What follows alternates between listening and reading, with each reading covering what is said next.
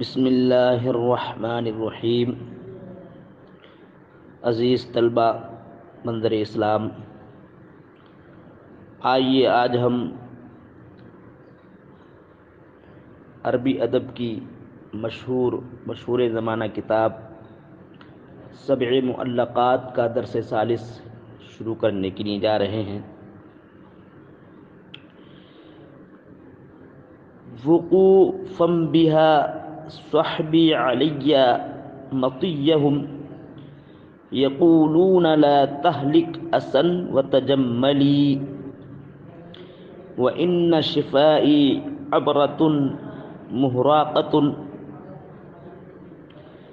فہل عند رسم دارس من معولی۔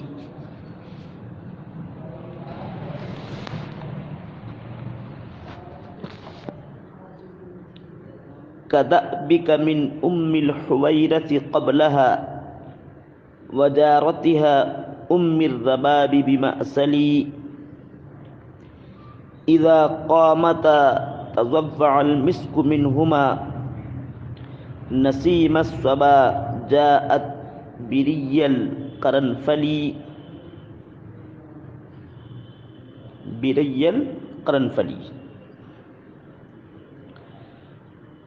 وقوفا بها صحبی علی مطیہم۔ وقوفا یہ واقف کی جمع ہے، اس میں جو با ہے وہ تعدیت کے لیے ہے، اس کا معنی آتا ہے یہاں پر روکنا۔ صحبی صاحب کی جمع، اس کا معنی آتا ہے ہمراہی، ہمنشین۔ اور صحبی جو ہے یہ فاعل ہے وقوف کا، اور وقوف یہ حال ہے نبکی کی ضمیر سے۔ مطیہ یہ مطیتن کی جمع ہے، جس کا معنی آتا ہے سواری کے، اس کا معنی آتا ہے سواری، اور یہ مفعول بنے گا وقوف کا۔ یقولون یہ حال ہے، صحبی سے حال ہے یہ۔ لا تہلکوا اسا وتجملی یہ مقولہ ہے یقول کا۔ اسن کے معنی آتے ہیں رنج و غم، افسردہ۔ تجملہ یتجملو یہ باب تفاعل سے، اس کا معنی آتا ہے بطریق آسن صبر اختیار کرنا، خوبصورت صبر کرنا، صبر جمیل اختیار کرنا، اچھے طریقے سے صبر کرنا۔ یقولون یہ اصل میں یقبلون تھا، تو واو پہ ضعیف حرکت ضمت قوی، اس لیے واو کا حرکت ما قبل صحیح ساکن کو دے دیا، یقولون ہو گیا۔ تو وقوفاً جو ہے یہ حال ہے نبکی کی ضمیر سے۔ اس شعر کا مفہوم یہ ہے، کہنا یہ چاہتا ہے کہ میں اپنے ہمنشینوں، ہمراہیوں کے ساتھ، اپنے رفقائے سفر کے ساتھ دیار محبوبہ کے میدان میں اپنی آنکھوں سے اشک بہا رہا تھا، اور میرے دوست و احباب میری خاطر اپنی سواریوں کو اسی دیار محبوبہ کے میدان میں روکے ہوئے ہیں، اور بطریق احسن مجھ کو صبر کی تلقین کر رہے ہیں، یعنی دلاسا دے رہے ہیں، مجھ کو سمجھا رہے ہیں، اور سمجھا کر کے میرے غم کو ہلکا کر رہے ہیں۔ تو میں محبوبہ انیسہ کی یاد میں آنکھوں سے اشک بہا رہا ہوں، اور میرے دوست و احباب مجھ کو تسلی دے رہے ہیں۔ یہ شعر کا مفہوم ہے۔ اب اس کا ترجمہ سنیں۔ وقوفا بها صحبی علی مطیہم، تو وقوفاً یہ حال ہے نبکی کی ضمیر سے. وقوفاً بہا میں دیار محبوبہ کے میدان میں رو رہا ہوں. دیار محبوبہ کے میدان میں آنکھوں سے اشک بہا رہا ہوں. وقوفاً بہا اس حال میں کہ میرے دوست و احباب، وقوفاً صحابی میرے دوست و احباب روکے ہوئے ہیں، بہا اس دیار محبوبہ کے میدان میں روکے ہوئے ہیں. علیہ میری خاطر، کیونکہ اللہ جو ہے یہاں پہ تعدیت، اللہ جو ہے تعلیلی ہے، علت بیان کرنے. علیہ میری خاطر روکے ہوئے مطیہم اپنی سواریوں کو. ایک مرتبہ اور سنیں. وقوفاً بہا صحبی علیہ مطیہم، میں آنکھوں سے اشک بہا رہا ہوں دیار محبوبہ کے میدان میں، درا حالہ کہ میرے ہم نشیں اس دیار محبوبہ کے میدان میں وقوفاً روکے ہوئے علیہ میری خاطر مطیہم اپنی سواریوں کو. یقولون کہتے ہوئے، یہ حال ہے صحابی سے، یقولون کہتے ہوئے، یقولہ کا مقولہ آ گیا ہے لا تہلکو، یقولون کہتے ہوئے لا تہلک اسن، اے امرؤ القیس تو ہلاکت خیزی میں مت پڑ، اسن رنج و غم کی وجہ سے. لا تہلک ہلاک مت ہو، ہلاکت خیزی میں تو مت پڑ، اسن رنج و غم کی وجہ سے. وتجملی اور بطریق احسن تو صبر اختیار کر، خوبصورت صبر کر، اپنی آنکھوں سے اشک بہا کر اپنے آپ کو ہلاکت میں مت ڈال. یہ اس کا آپ نے اردو ترجمہ سن لیا. اب اس کا عربی ترجمہ بھی سن لیں. وقوفاً بہا صحبی علیہ مطیہم یقولون لا تہلک اسن وتجملی.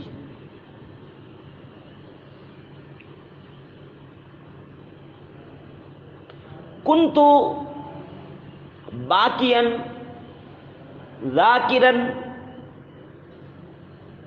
فی عرصات حبیبتی، کنت باکیا ذاکرا فی عرصات حبیبتی انیسہ.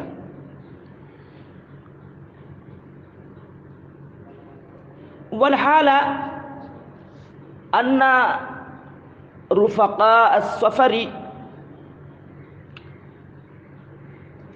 یمنعون مطایاہم لأجلی قائلین لی یا امرأ القیس لا تسقط فی الہلاکۃ بسبب سیلان الدموع، بسبب اسالۃ الدموع. وأيضا يقولون لي يا امرأ القيس يجب عليك أن تصبر صبرا جميلا وإلا تهلك حتما وجوبا بإسالة الدموع وإن شفائي عبرة مہراقۃ فحل عند رسم دارس من معولی. یہاں پر جو واو ہے یہ واو حالیہ ہے اور اس سے پہلے لما لا اب کی جو ہے وہ مقدر ہے، محذوف ہے، تو اس میں ایجاز حذف ہے. اور شفا عبرت مراقت ان تینوں کے درمیان مراعات النظیر ہے. ایجاز حذف کس کو کہتے ہیں، مراعات النظیر کس کو کہتے ہیں، اس کی تعریف آپ نے سمجھ لی ہوگی. تو محاسن بلاغت اس میں دیکھیں، اس میں ایجاز حذف ہے اور مراعات النظیر ہے۔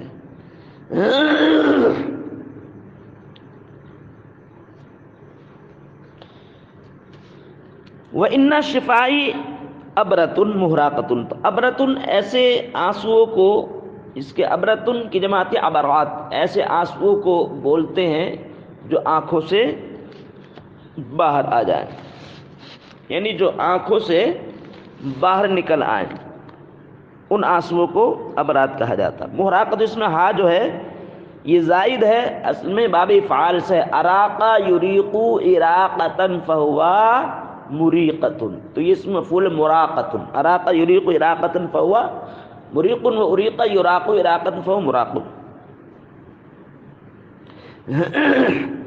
رسم کی جمع آتی ہے رسوم، جس کے معنی آتے ہیں نشانات۔ درسا یدرسو درسن فہو دارسن، یہ دارس، یہ درسا یدرسو سے اس میں فاعل ہے جس کا معنی آتا ہے نشانات کا مٹنا، یہ دارس رسم کی صفت ہے۔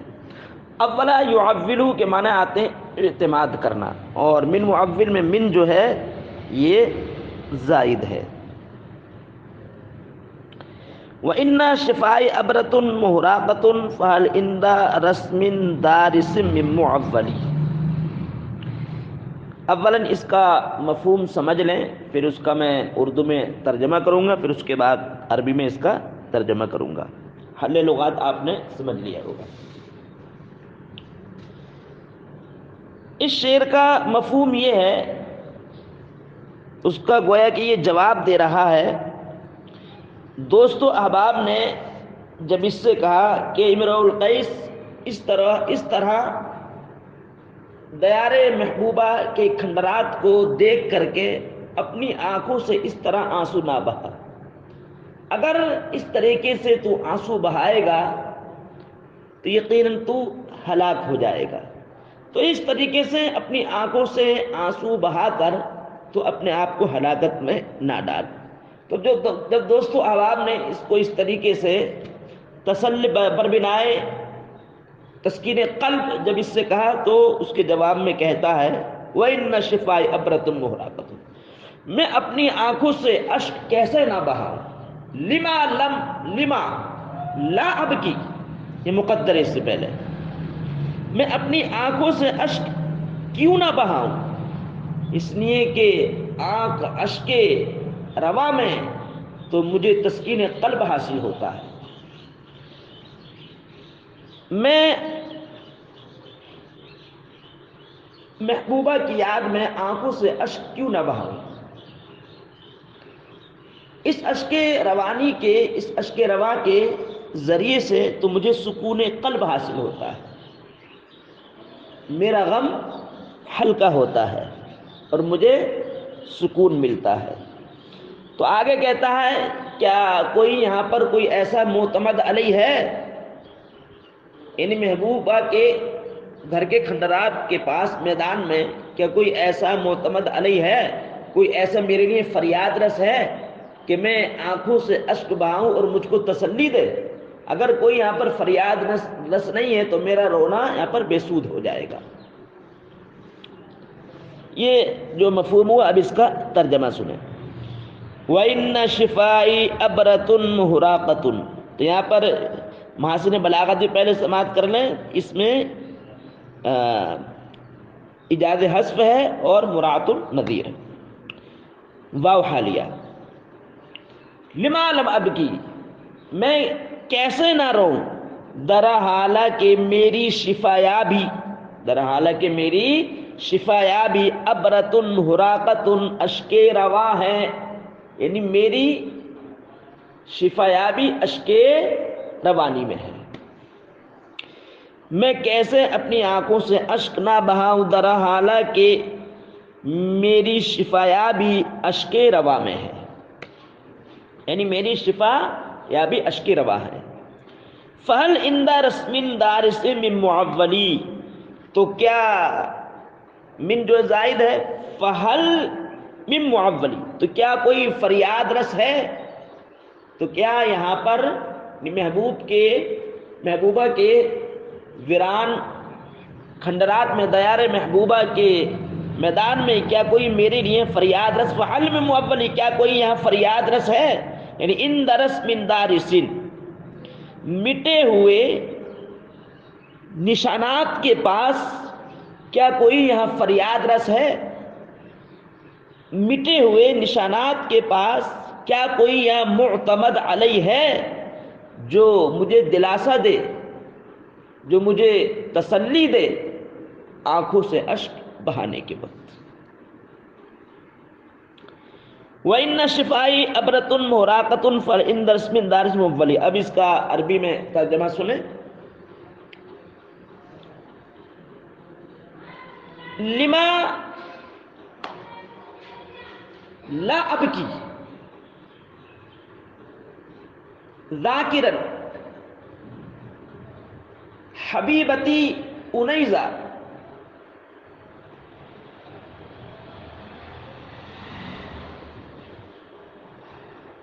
وتسکین القلب والحال ان تسکین القلب فی اسالۃ الدموع۔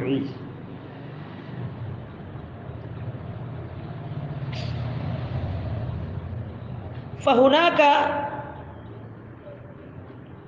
شخص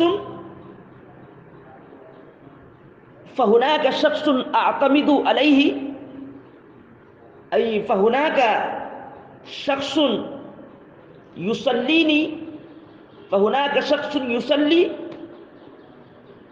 فہناک شخص یواسنی، فہناک شخص اعتمد علیہ، ای عند رسوم دارست من هذه دار انیزہ شخص اعتمد علیہ۔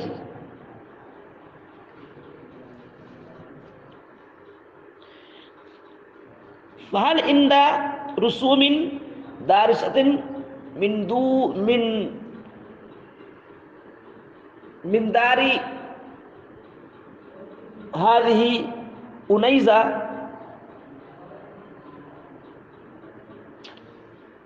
کئی یواسینی۔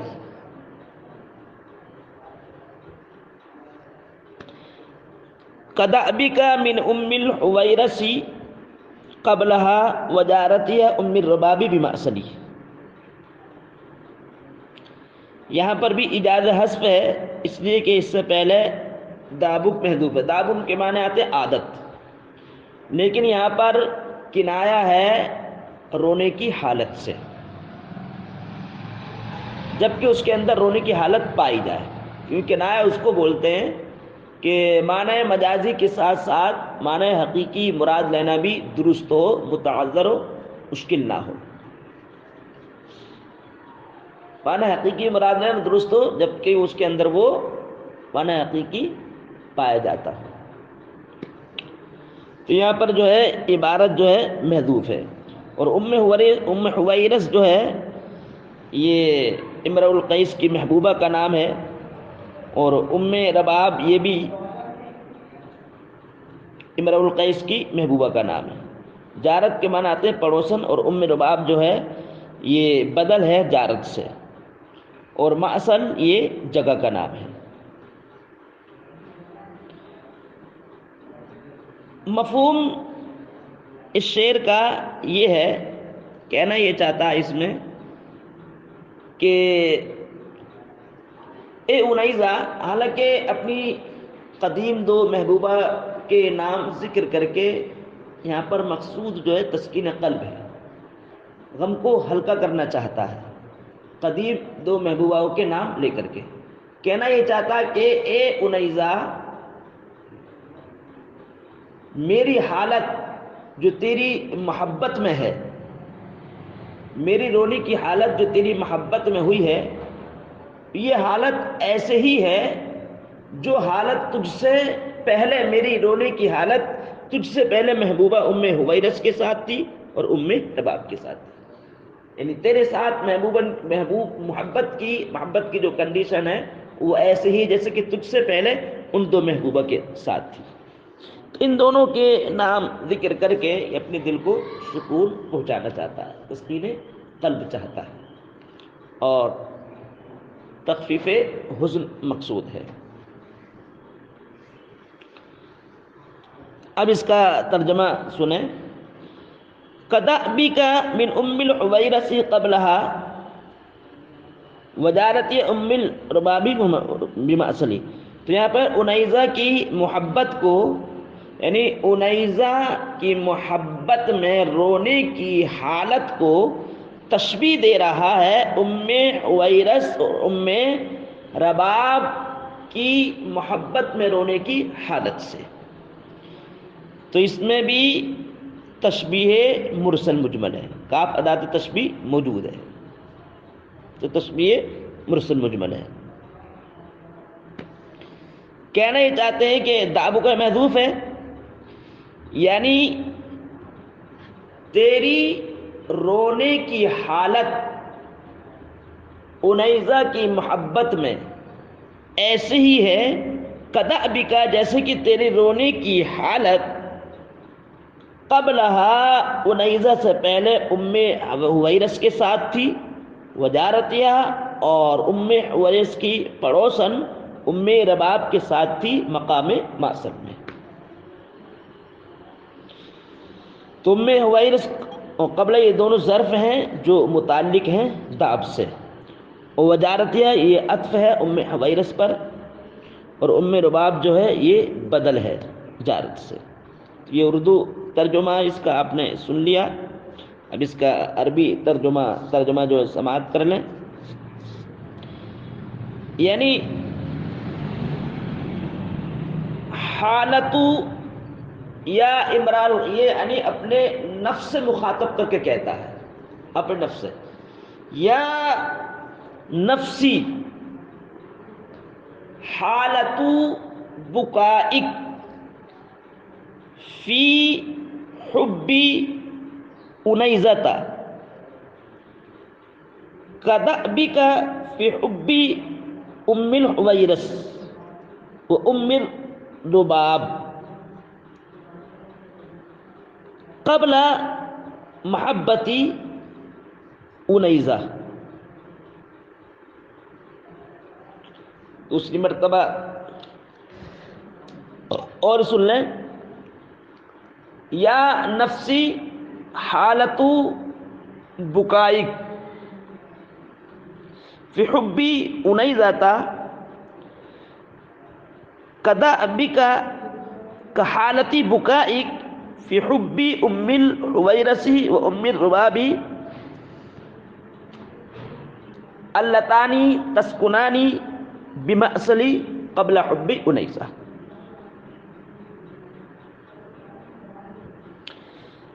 اذا قامت تزوع المسک منہما نسیم الصبا جاءت بری القرنفلی. قامہ یقومو کے معنی آتے ہیں کھڑا ہونا. تزوع تزوع یہ باب تفاعل سے ہے، جس کا معنی آتا ہے منتشر ہونا، پھوٹنا. مسک یہ خوشبو ہے جو ہرن کے نافے سے نکلتی ہے. نسیم کی جمع نسائم دھیمی ہوا کو بولتے ہیں. صبا وہ ہوا جو مشرق سے مغرب کی طرف چلا کرتی ہے، اور اس میں نزل خافض ہے. نزل خافض کس کو بولتے ہیں؟ یعنی جر کو اڑا کر کے نصب دے دینا. نسیم الصبا اصل میں تھا، نسیم الصبا اصل میں کنسیم الصبا تھا، تو کاف ادات تشبیہ جارہ کو حذف کر دیا اور پھر اس کے بدلے میں نصب دے دیا. تو ریون کے معنی آتے ہیں عمدہ خوشبو، اور قرنفل کے معنی آتے ہیں لونگ. اور جاعت جو ہے یہ صفت ہے صبا کی، اس نے کہ صبا میں جو الف لام ہے وہ عہد ذہنی کی ہے، اس بنیاد پر اس کی صفت ہے یہ. اور با جو ہے وہ تعدیت کے لیے ہے. اور اس میں مراعات النذیر ہے، یعنی مسک، ریون، قرنفل، تزوع، ان چاروں کے درمیان مراعات النذیر ہے۔ اور اس میں تشبیہ بلیغ ہے، یعنی ام حویرث ام رباب کے جسموں سے پھوٹنے والی خوشبو کو تشبیہ دی ہے باد صبا کی خوشبو سے، یعنی وہ باد صبا جب لونگ کی جب چلتی ہے تو لونگ کی خوشبو لاتی ہے، تو لونگ کی خوشبو لانے والی باد صبا سے تشبیہ دی ہے، یعنی ان کے بدنوں سے جو خوشبو پھوٹتی ہے وہ ایسی ہے جیسے باد صبا لونگ کی خوشبو لائی، تو لونگ کی خوشبو سے تشبیہ دی ہے ان کے بدنوں کی خوشبو سے۔ تو اس میں تشبیہ بلیغ کس لیے ہے؟ اس لیے کہ نہ تو اس میں ادات تشبیہ ہے نہ وجہ شبہ، جیسے بولتے انت اسد، تو شیر ہے، تو یہ ادات یہ تشبیہ بلیغ ہے۔ قرآن تک الاسدی کہہ دیں گے تو یہ ہو جائے گا تشبیہ مرسل، اور وجہ شبہ ذکر کر دو تو تشبیہ مفصل ہو جائے گا۔ تو قام یقوم کھڑا ہونا، تزوع یتزوع باب تفاعل سے پھوٹنا، تو قامت کی زمین لوٹ رہی ہے ام حویرث ام رباب کی جانب۔ حل لغات آپ نے سماعت کر لیا، اب اس کا مفہوم سمجھے۔ مفہوم اس کا یہ کہ ام حویرث اور ام رباب کے بدنوں سے خوشبو پھوٹنے والی ان کے دونوں بدنوں سے پھوٹنے والی خوشبو کو تشبیہ دی ہے اس باد صبا سے جو لونگ کی خوشبو لانے والی ہے، لونگ کی خوشبو سے گویا تشبیہ دی ہے، جیسے لونگ کی خوشبو ہوتی ہے ویسی جو ان کے بدنوں کی خوشبو۔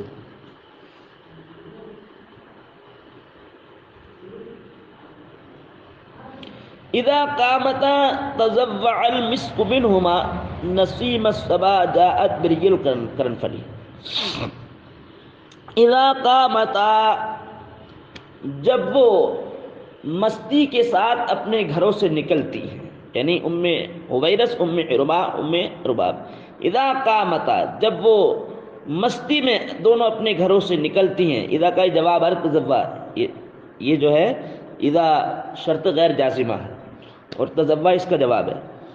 اذا قامتا، جب دونوں مستی میں گھروں سے نکلتی ہیں، تزوع، جب دونوں مستی میں گھروں سے نکلتی تھیں، تزوع المسک منہما، تو ان دونوں کے بدنوں سے خوشبو پھوٹتی تھی، نسیم الصبا جاءت بری القرنفل، لونگ کی خوشبو لانے والی باد صبا کی طرح۔ جب دونوں مستی میں، اذا قامتا، جب دونوں مستی میں اپنے گھروں سے نکلتی تھی تو خوشبو ان کے بدنوں سے پھوٹتی تھی، نسیم الصبا جاءت بری القرنفل، لونگ کی خوشبو لانے والی باد صبا کی طرح۔ اب اس کا عربی ترجمہ سن لیں۔ من الحقیقت ان ام الحویرث و ام رباب عندما تخرجان من دارهما الى الخارج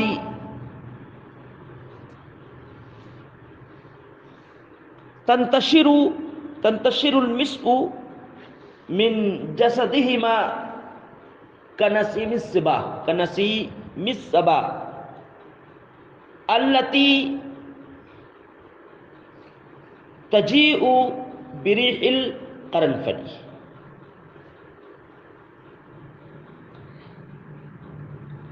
تو آج جو ہیں یہ 4 اشعار ہو گئے،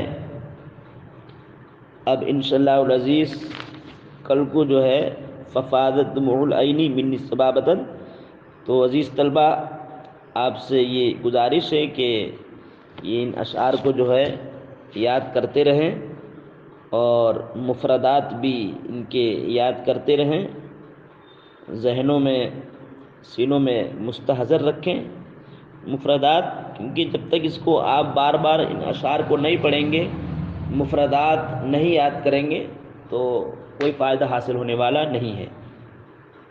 اگر مفردات یاد نہیں کریں گے، ان اشعار کو بار بار نہیں پڑھیں گے، تو مزہ ما مزہ ہو جائے گا۔ تو ان اشعار کو بار بار جو ہے یاد کرتے رہیں، انشاءاللہ العزیز آپ جو ہے حفاظت سے کل کو انشاءاللہ العزیز پڑھایا جائے گا۔